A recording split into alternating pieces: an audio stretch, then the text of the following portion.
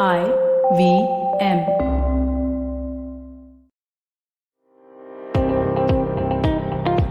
Welcome to All Things Policy, a daily podcast supported by Pragati, a flagship media initiative of the Takshashila Institution. We're a bunch of policy nerds based in Bengaluru, and we like to bring a fresh perspective to Indian affairs and an Indian perspective to global affairs. So grab a cup of coffee, sit back, and join us for today's chat. Hello and welcome to another episode of All Things Policy. And in today's episode, we will be talking about a special session of the World Health Assembly. And I have with me Ruturaj Govaikar, a colleague from Takshashila Institution, joining me today. Welcome, Ruturaj, for this episode. Now, before we begin, let me give our listeners a very short introduction to our institution. The Takshashila Institution is an independent, non-partisan think tank and a school of public policy. And we have education programs that last from one semester to 1 year that are tailored specifically for people like you. They're all online and you can take them from anywhere. Currently, we have admissions open for a 12-week graduate certification program in health and life sciences. And the program begins from the 15th of January 2022 and the application deadline is in 2 days. That's the 12th of January 2022. Do hurry up and apply. Now, coming back to our episode today in hand, World Health Organization, WHO, had arranged a special session of the World Health Assembly where they had discussed about the need for a treaty for pandemic management, which had happened last year. Now, this is what we wanted to discuss today as to what led to this treaty, what exactly happened during this discussion, and what was the result of it.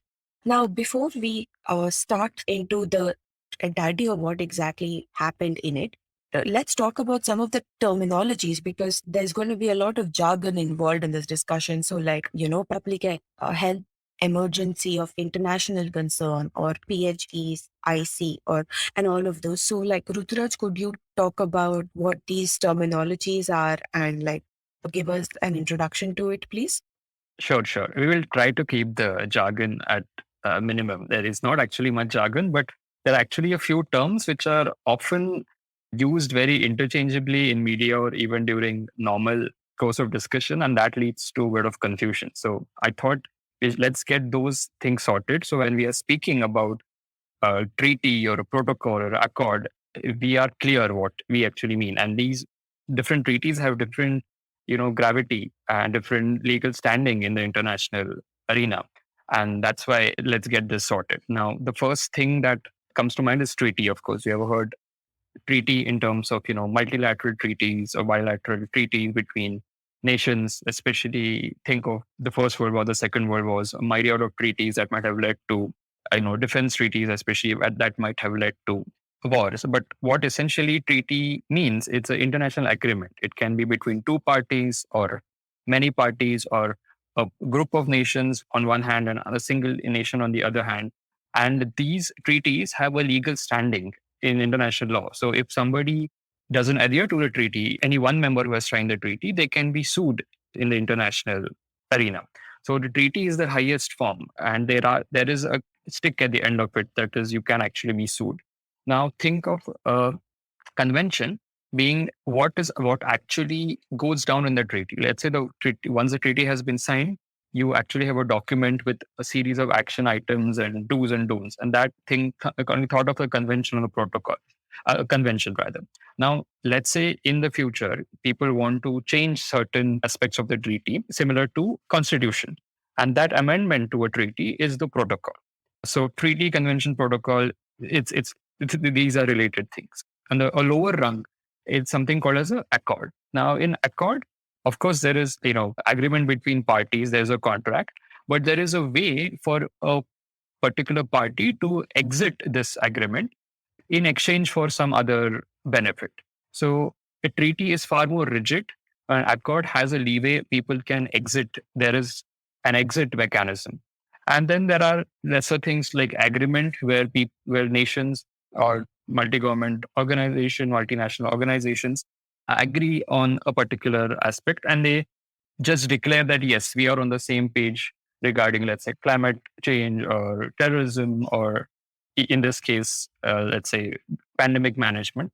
But agreement is not legally binding as per se. It is, as the name suggests, just two entities saying that we agree on a particular issue. So now that I hope these things are clear, we can dive into the actual topic. That is the proposal of a global pandemic management treaty, and a particular session that happened at the World that was organized by WHO, and what actually led to that. Right. Thank you for actually telling us about what these terminologies are, because and getting them out of the way. Because a lot of times people, when you're unaware of something or you're listening it for the first time, knowing what we're talking about actually helps, right? Now, deep diving into this entire topic, you said that, okay, earlier climate change conventions and all have happened. Now, pandemic is something fairly new, and we know that all of us dealt with it, and all the countries, sort of came together in whatever way possible and stuff. So, but what exactly was the need for WHO to sort of like come say that, okay, we all need to come together to come up with a treaty to deal with it? Because I'm pretty sure every country was dealing at their own pace or like in their own capacity and stuff.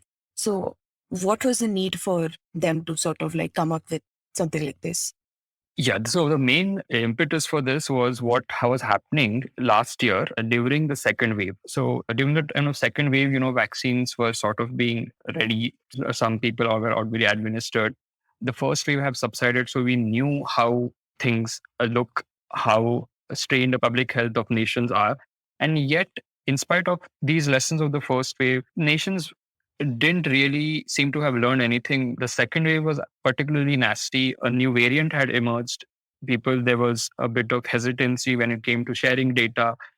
There was hesitancy when it came to sharing patents regarding vaccines. There was a lot of misinformation regarding what sort of standardizing medical protocols, especially what medications to give. Also, there was a clear miscommunication between WHO heads of states and actually the frontline workers that were responsible to protect medically as well as in other ways. And one more thing that WHO felt is that WHO cannot on its own declare a global pandemic. What it can at best do is declare a public health emergency of international concern. That is PHEIC. And this PHEIC is, I mean, the nations part of the WHO don't really have to, adhere to it. It's just a series of guidelines. So WHO felt that it doesn't really have the power when it actually has all the global data. In spite of having that, it couldn't, inform the nations. And then one of the reasons was because there was no strong legal, global document that could give WHO this mandate to declare a global health emergency, or rather, it just could declare an emergency, but not a full blown pandemic. And these were the series of things that led to WHO treaty. And moving forward, what they did in early last year, 2021, is that they set up a 13-member committee. These people were independent of WHO. These were not WHO scientists. These were people from outside, though WHO had commissioned these people, and they did a detailed analysis of what actually went wrong, especially during the second wave, and they released this to WHO as well as to the other nations. And I mean, their conclusions were nothing surprising. It was the same thing, that nations had started prioritizing their own people. Nations who invested in vaccines were not willing to share. There was a bit of vaccine nationalism that set in. One more worrying aspect was that there was a lot of misinformation that had crept in. And even right now, even after a few months after the report was actually written, you see the same things. In Africa, the vaccine penetration is barely in single digits, while in Western nations, it's more than 80%. And now some nations are thinking of a booster dose, that is 3 doses. So there's a huge inequality. Plus, there were a lot of times when data was not being shared. So the committee came to very obvious conclusions that there has to be a very stringent global way to help to ensure that in case of a next pandemic, as well as till this pandemic is over, these things are not repeated with every wave or with every year, or with every emergent of a new variant. That was the main thing that led to this thought. Okay. Thank you so much for giving that background, Ruturaj. Continuing with this conversation, I think one other very important question, because you mentioned what treaty is and all of that, right? So what exactly does this treaty contain? You spoke about like how there was not data shared, as well as like how vaccine inequity was there in and around the world, and how countries prioritized their own people rather than, and sometimes you can justify that, rightfully so, right? Like in times like these, it's a crisis moment and stuff. But now, what does this treaty contain? What exactly is written in it, and what are the clauses and stuff like that? Could you tell us in more in detail about it? So we are actually very far from signing a treaty or even coming up with a draft. What actually happened in November, December 2021 is that a special session of the World Health Assembly was, organized. And this was basically to kickstart the process to draft a agreement or a international, treaty. The idea is to, of course, adhere to the constitution of the World Health Organization, include all governments as well as, the commercial entities, scientific organizations, scientists, so that everybody is on board. It shouldn't be a lone effort by government without considering the ground reality.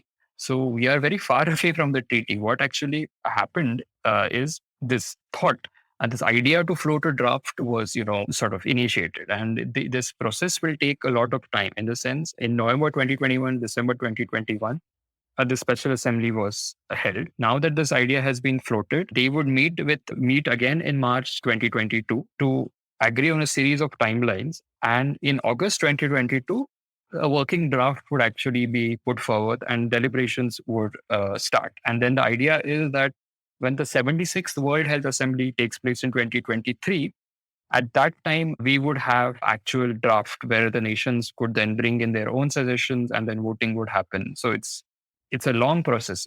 They have just started the first step. Thank you so much for actually telling me what this entire thing is. Before we continue, we are going to take a short break and be back in some time. Hey everybody, it's been another great week on the IVM Podcast Network. On Think Fast, Varun and Suchita start off the new year with a deep dive into hybrid working models, the bustling creator economy, and end with some insights from the movie business. The Simplified Gang decode what Web3 and NFTs are with Eklavya Bhattacharya, an expert in the space. On the Airball Diaries, Monisha and Nishant are joined by comedian Ashish Shakya. They discuss their introduction to the world of the NBA and what got them hooked. On Probation Se Promotion Tak Abhinav answers the age-old career question, passion or stability. And on the Life Manifesto, Zarina teaches us the much-needed art of decluttering. Do follow us on social media. We're IVM Podcast on Twitter, Facebook, Instagram, and LinkedIn. And remember, if you're enjoying this show or any of our other shows for that matter, please do tell a friend. Also, don't forget to rate us on any of the platforms you're listening to us on. And you can also check us out on YouTube. You can have a list of all of our shows at ivmpodcast.com/YouTube. And finally, we'd like to thank our sponsors this week, Bank of Baroda and CoinSwitch Kuber. Hello and welcome back to All Things Policy. Ruturaj and I were discussing about the pandemic response treaty, and continuing with that conversation, Ruturaj, you had told about the timelines, right, as to when they met last month, and that they are in the process of drafting this treaty, as well as like what their next step is and by when do they want to put forward this treaty and stuff. Now, what exactly will this treaty cover in totality? Can you tell us more about that, please? Yes. So the first thing that the treaty wants to address is data sharing, because we have realized now that when a pandemic of this nature, especially infectious diseases, emerges, you cannot restrict your thought to a particular geographical boundary or a national boundary because this pandemic spreads. So what we need is very, very robust data sharing.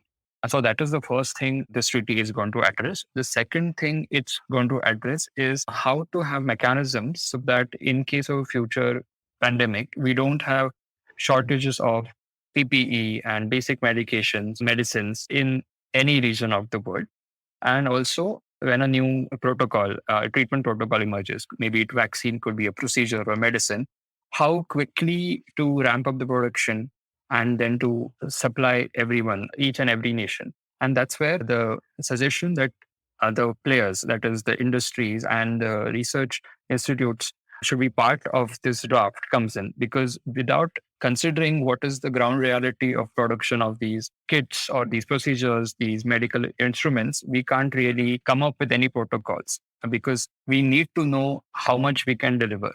So these are the three broad things that the Global Pandemic Management Treaty wants to address, rather.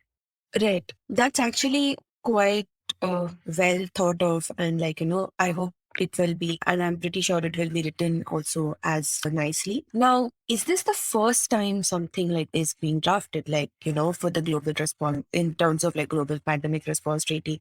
In terms has this happened before?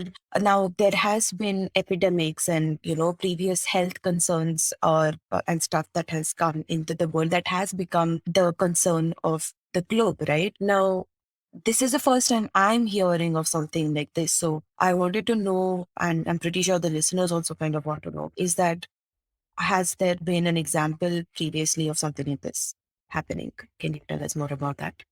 Yeah, so it's very strange that, WHO, UN have been in action since 1948, 47, but this sort of a global treaty to address a health issue is new, in the sense it's not really new. This is, I would say, this very few instances have taken place. This being this only the second instance. And remember, we have not even passed this. So we are still in the talks of a draft. So for all practical purposes, only one such attempt took place in 2003, I think so. And that was related to the tobacco health, rather health issues related to tobacco consumption. Now, this is a very interesting thing, because of all the pandemics, like as you mentioned during a previous discussion, measles, the polio, smallpox, many things can, be thought of as a very severe diseases that can lead to pandemics or even local issues. But these were not addressed to such an extent that WHO thought of a legal treaty. But tobacco as an issue was addressed. And what gave impetus to this was after, globalization, liberalization, when many treaties took place, free markets were sort of, the concept of free markets were introduced to nations which were, not part of free markets per se. Tobacco, especially from, Western companies, was being marketed to other nations, developing nations. And what had happened was there were a lot of restrictions in terms of marketing and health labels in US and let's say EU region, but somehow these were not there in other parts of the nation. So these tobacco companies focus their marketing and their sales to countries like, even India, Indonesia, Thailand, and even other African countries as well. And I would suggest a book called Emperor of All Maladies by Siddhartha Mukherjee. The book is mainly about cancer, but a substantial part of the book talks about how the tobacco lobby, especially in US, prevented real research connecting tobacco consumption to cancer. It prevented this form of research to come out. And they also funded very bad research to put forth counterclaims saying that tobacco actually has health benefits. So if you read that, you would understand how strong internationally the tobacco lobby was. So what the WHO thought, that to protect citizens of the entire earth, we need such a treaty, because tobacco related issues were becoming almost a pandemic, if I can say that. And that's why such a thing was done. It's called the WHO Framework Convention on Tobacco Control, WHO FCTC. And what it did was it ensured things like there should be more education regarding what tobacco usage leads to in terms of health benefits. Then it set in measures to ensure what can go into a tobacco product, because tobacco industry was unregulated. It often in other countries, it is small scale, small industry, and you can have a lot of adulterants that can be more toxic. And then it led to packaging and labeling standardization, where health warnings were a must on the boxes and packaging. It actually prevented tobacco products being advertised. So if you've realized in India or actually anywhere in the world, you don't see hoardings or advertisements on TV or on the internet actually selling tobacco products, and that is because of this WHO FCTC convention. There's also things like tobacco products shouldn't be sold near education institutes, and we see it in India in the last couple of years. There were active campaigns to shut down tobacco shops, your panwala shops, basically, which were near schools or even colleges. These all things are a result of this WFCTC convention.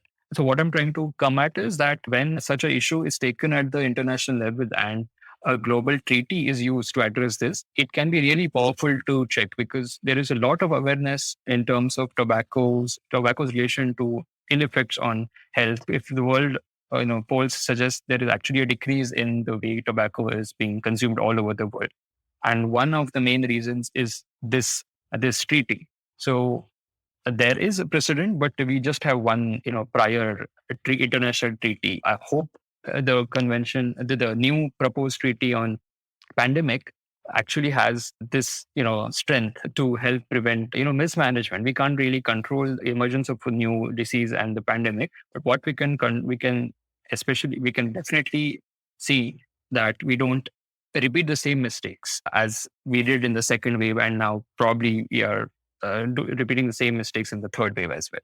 Right. That actually was quite interesting, because I think when we talk about like pandemics or any sort of global concern, polio and measles and smallpox and all of those would be the first thing to come into our head, right? But the fact that they did this for tobacco and they did see very good results out of it kind of gives sort of like positive hope for people that, something like this could work for this pandemic response treaty as well. Now, when we talk about as we're talking about the pandemic response treaty, one of the questions I had was, given the fact that so many countries are associated with WHO and are members of WHO, have all countries agreed to this? Are there disagreements regarding this treaty? Like, do all countries unanimously decided that, okay, they want to have this, or was this idea come up by some members of WHO and then there have been disagreements also slash like, oh, they're completely against the entire idea of having a treaty?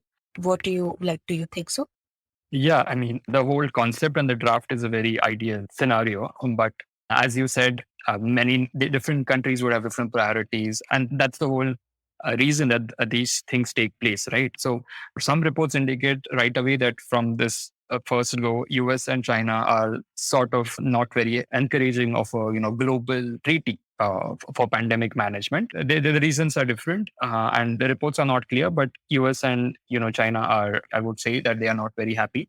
But this is how the process works, right? I mean, this meeting, the special assembly that took place in December 2021, has sort of set up a discussion. And they have said that we will adhere to the constitution of WHO and stuff like that. Now, when in this year, 2022, people actually sit with the draft, and nations which have problem with certain parts of the treaty, they would bring in their own suggestions. And once a draft is ready and then it goes to voting in 2023, again, nations can vote on a particular aspect of the draft, or some nations might, even opt out completely. So they might not then be part of this global treaties, but they would maybe support it from outside, or they might only support certain limited aspects of the treaties. So there is mechanism to include the apprehensions of different countries, and there's of course freedom for a country to completely opt out. So then the treaty, of course, becomes less effective. But the countries which have actually signed this treaty, they are legally held responsible for execution of those convention or those protocols within the confines of their own geography. So yes, I mean, there will be some hits and some misses, but it's high time we actually even think of this. And the assembly was the first step in a series of very long, slow steps. Yeah, that is actually quite interesting, because I mean, I think a follow-up question to that entire thing was, obviously, right now, if a country sort of like opts out, then the effectiveness of the treaty, if I may use that word, sort of goes down, because there's no contribution from one entire country. But is there a chance? I mean, I'm not sure, as well as I think, I don't know if this thing, but like, Is there a chance for a country to be involved in the beginning and then maybe gradually opt out a few years down the line? Yeah, that can happen. I mean, that can happen. Countries might bring in a few suggestions, but they might be voted out during the process when the draft is made. And then during the final voting, they might just vote against it. Or let's say even after signing, they might ratify it in their own parliaments. Example, USA, it has not ratified the climate change agreements in its own, senates and Congress. Or again, to take the US example, Trump famously, opted out of the Paris Protocol. So that might happen. Those sort of chances of countries diverging from the global treaty or opting out will always be there. I mean, that's how treaties are. I mean, WHO is not some all powerful entity that can force everyone, it has to be by consensus. Yeah, Yes. yeah, right. Following the previous question that I had was, Rudraj, is that in the assembly that you mentioned, right, special session of the World Health Assembly, what exactly had happened for this treaty to come up?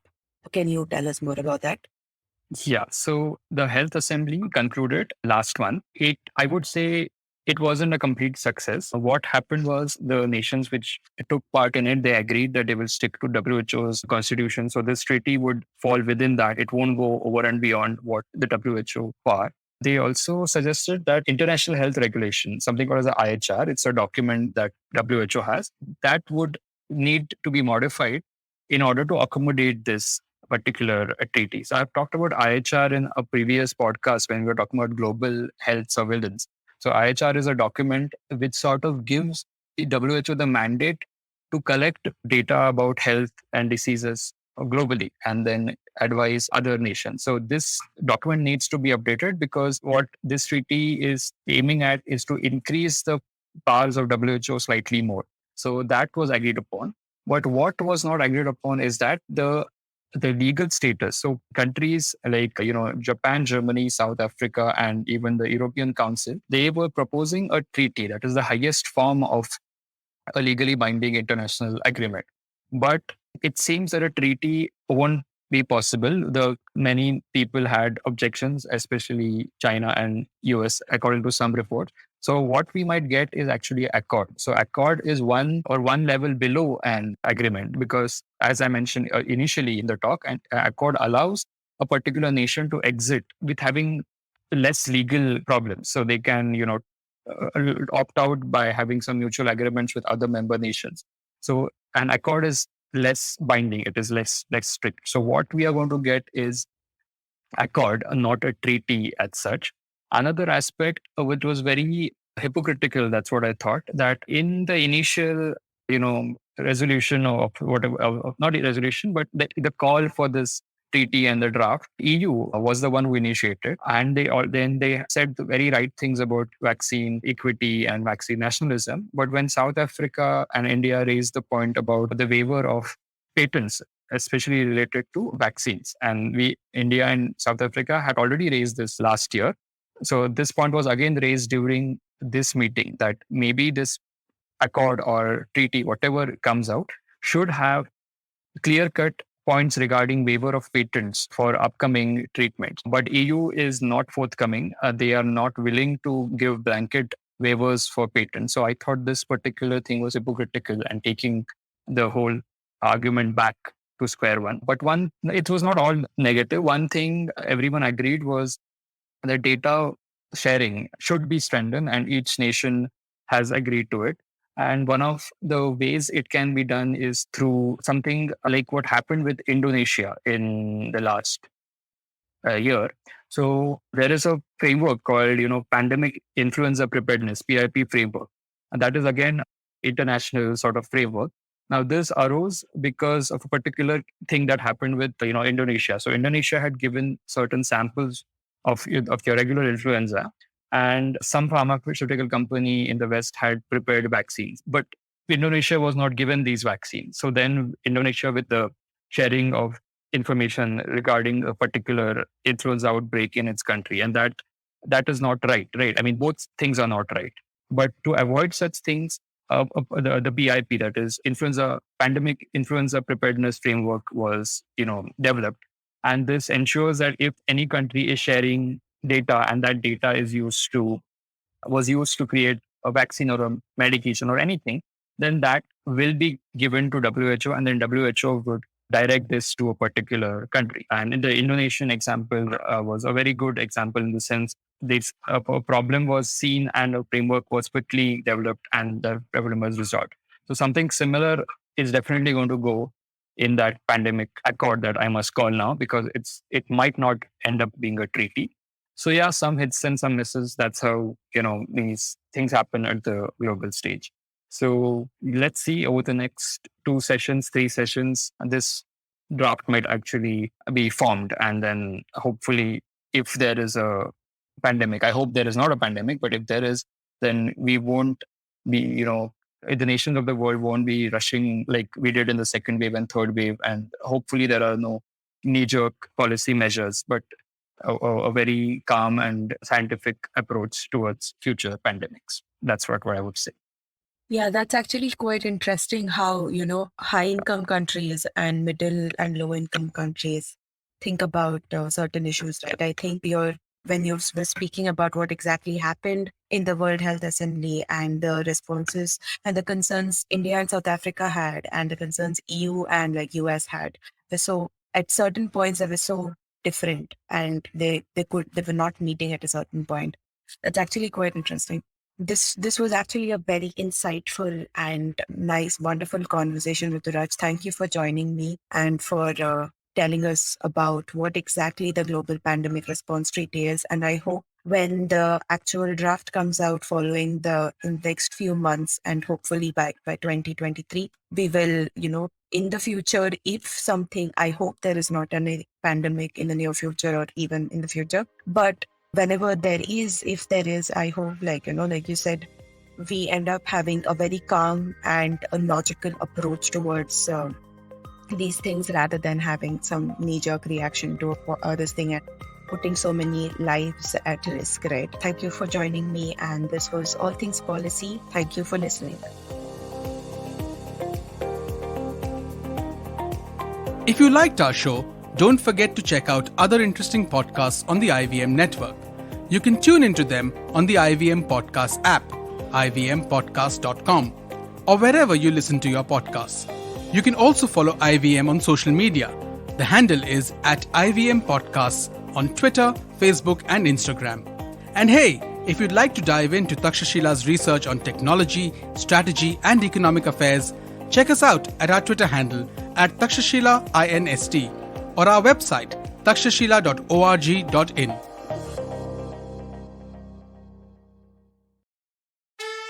உங்களுக்கு தமிழ் கதைகள் கேட்க ரொம்ப பிடிக்குமா?